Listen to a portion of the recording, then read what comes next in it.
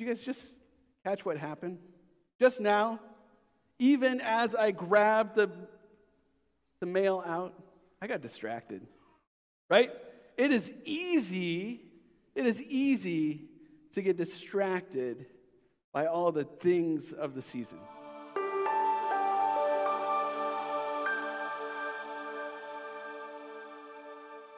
Today marks the start of a new season, the Advent season.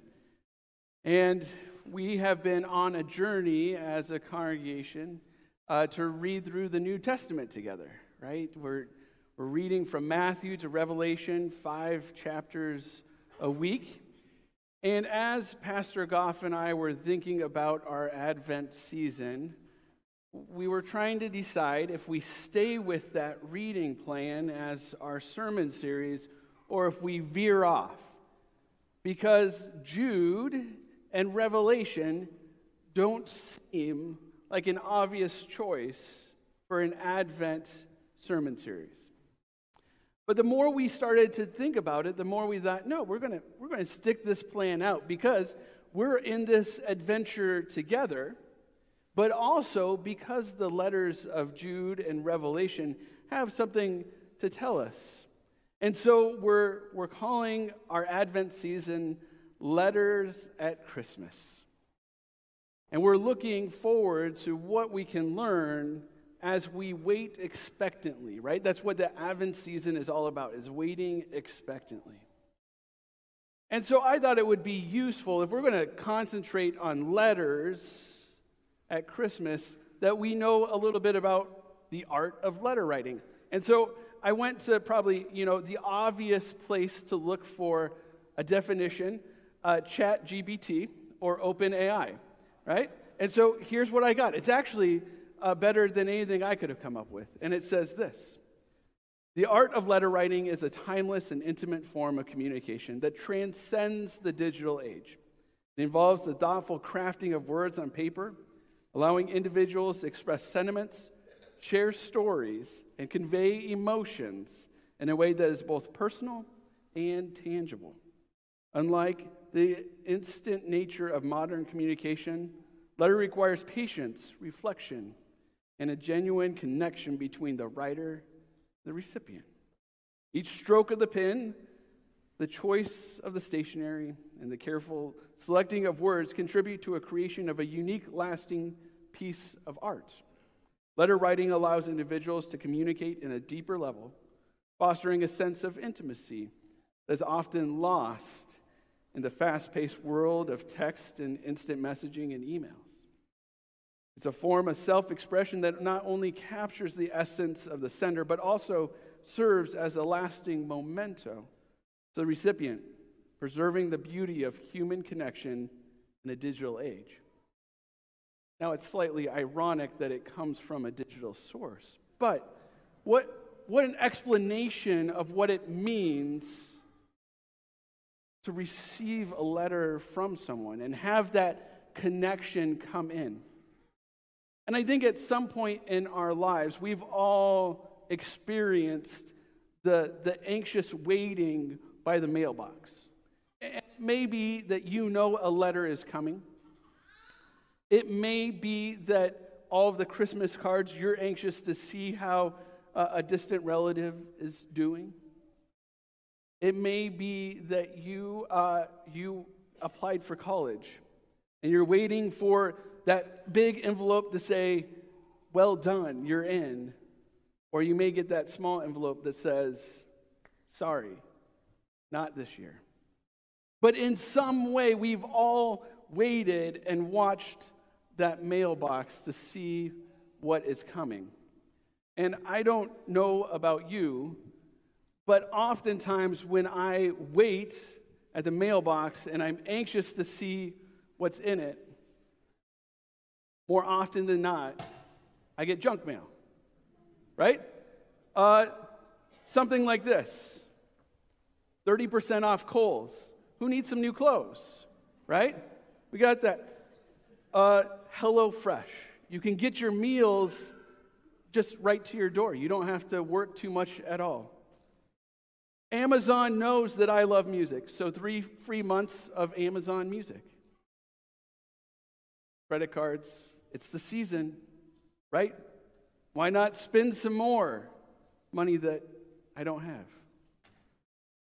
Or Fort Wayne newspaper wants me to buy into the magazine again, which is a lovely source of information, but do I need it right now? Maybe. And then we got something that I've been given to Emma, but she's in a meeting right now, and that's pizzas for the Super Bowl, right? Who doesn't love a good pizza? Did you guys just catch what happened? Just now, even as I grabbed the mail out, I got distracted, right? It is easy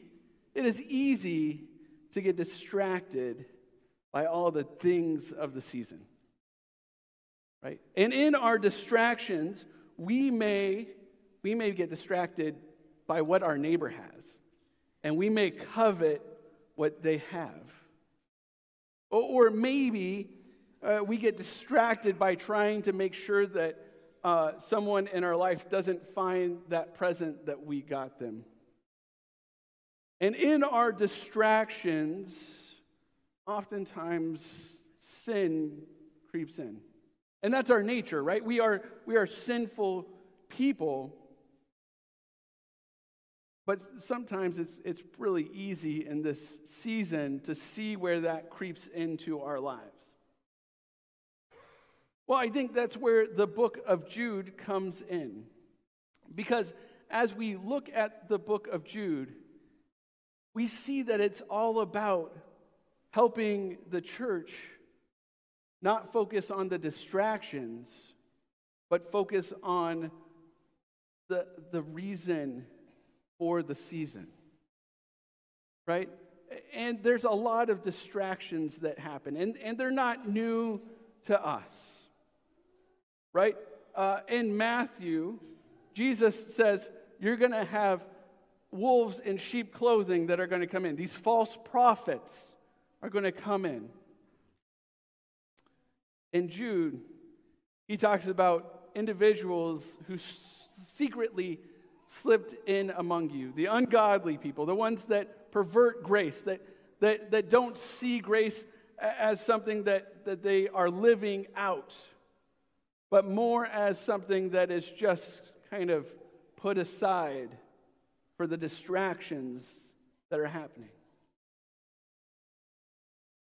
And so often we tend to see the same thing happening in our own lives, where things creep in and we lose sight of what's really important, what's really at the center, especially of this Advent season, as we expectantly wait what is to come.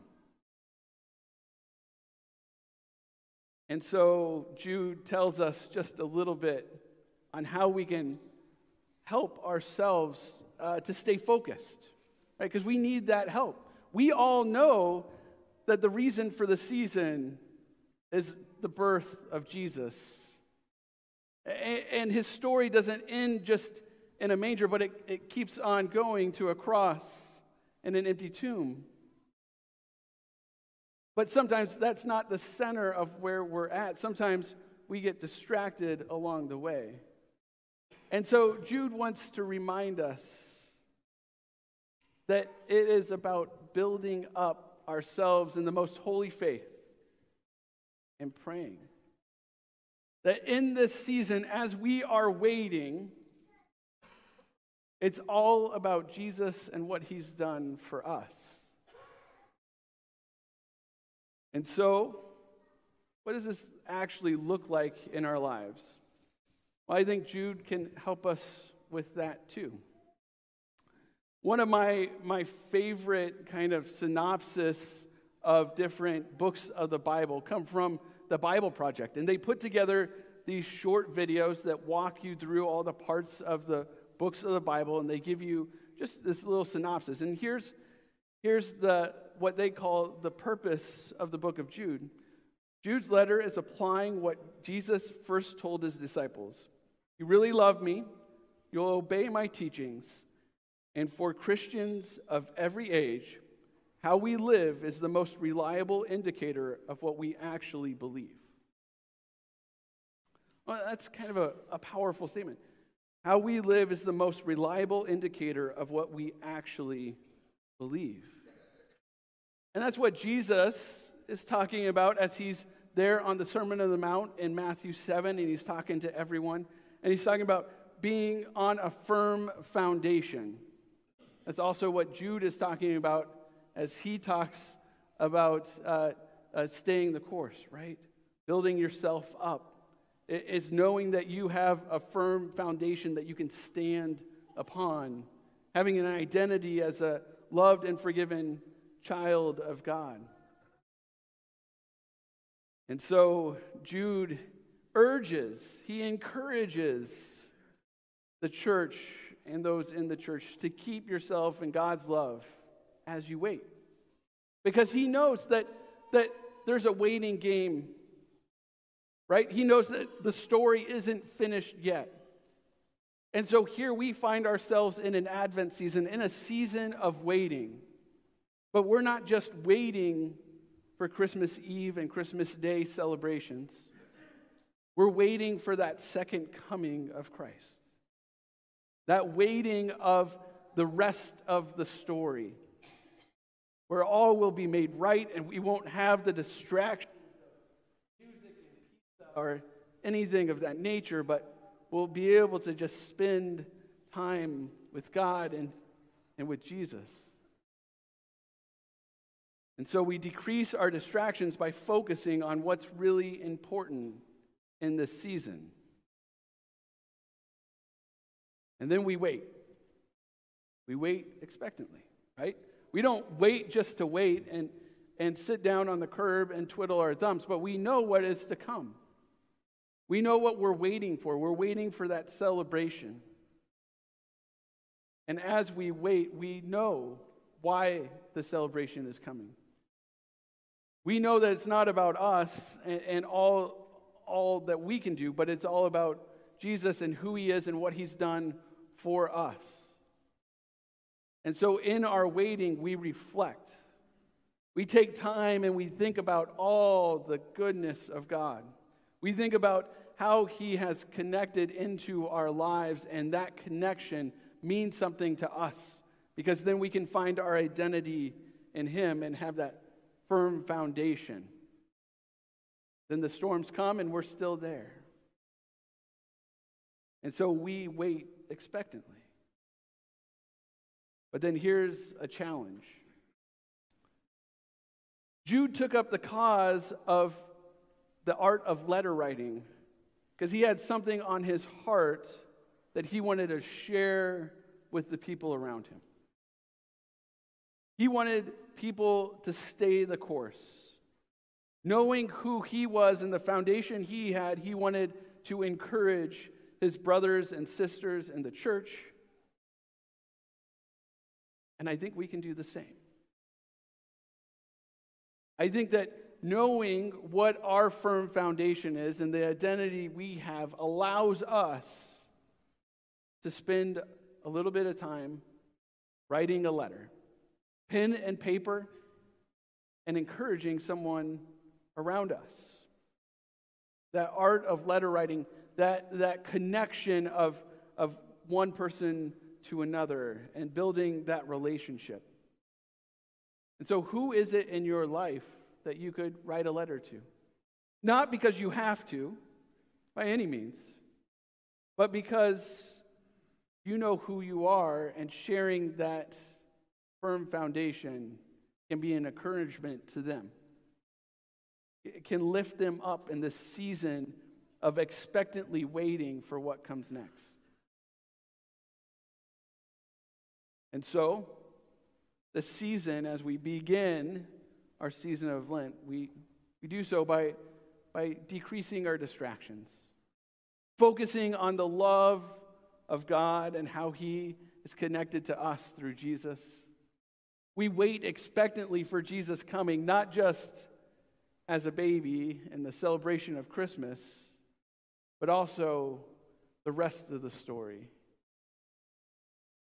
where that empty tomb matters to our lives in a way that connects us into this everlasting life that is promised to be amazing. And in that, and as we're formed by that, and we have that identity, we have an opportunity to encourage the people around us as they wait expectantly for what is to come as well. Amen.